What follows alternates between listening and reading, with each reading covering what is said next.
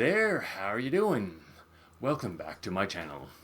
I hope you all had a great week and are raring to go for some more writerly advice. Today I'm going to talk about and give you some advice on how to name your characters. This is a lot more crucial than you might think because you don't generally want to call your characters any old run-of-the-mill name, Bob, Jim, Joe, whatever.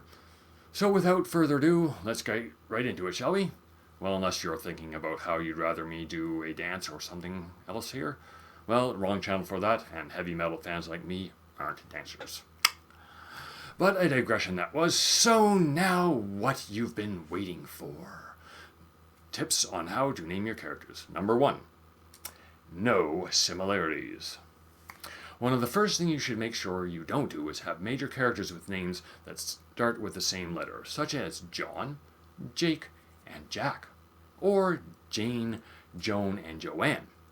It gets weird after a while and can be confusing for the reader, particularly if they're major characters, and can potentially draw your reader out of the story.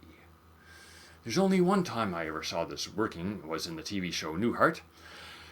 There were the recurring characters, if you remember them, or have caught replays. Hi, I'm Larry, this is my brother Daryl, and this is my other brother Daryl. That was done in a comedy show for additional comedic effect, and it worked in that context. Number 2.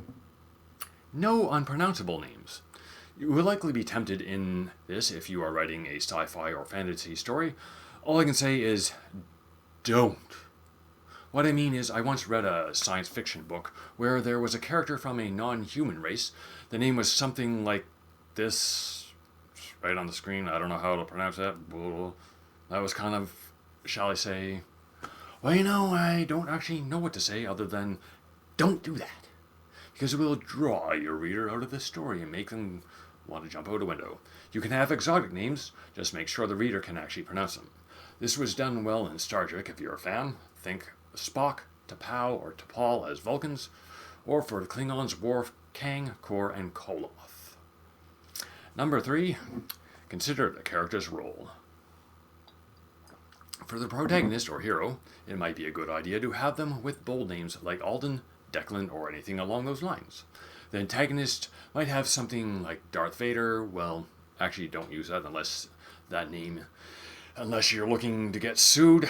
But think something dark, maybe. A side character could be names that are playful and memorable without overshadowing the main characters, something like Millie, Taryn, Tage, or anything else you can think of. Or you could be wild and crazy and flip them around. Make the villain's name light and or heroic sounding, the hero's dark and evil. It's fiction, we can have fun with it. No one's forcing you to do anything.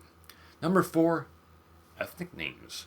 If you're wanting to write a character who is of a certain ethnicity, use the trusty Google search. Check out in the search first names and then last names. For example, let's say if you want to write an Hispanic female character whose name sounds like or means light, do a Google search for female Hispanic first names and you will find Lucia, a name that is derived from the Latin word for light. At least according to Google. If I'm wrong, well, realize I'm only doing this as an example of what to do. Anyway, number 5. Consider the sound. A short name like Bo, Kai, or Zoe can sound energetic, or if you want a longer name to sound heavy or convey grandeur, consider Bartholomew, Abraham, or Anastasia.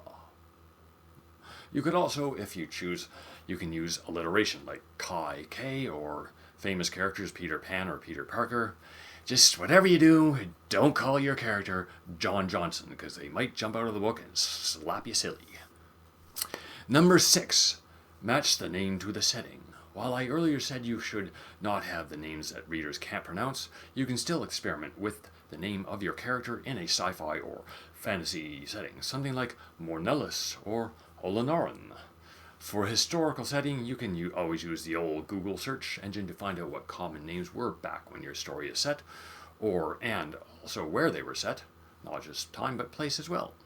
Number 7, you can also use a name generator like I did for those names in tip Number 6, There's plenty online. The one I used for that was fantasynamegenerators.com.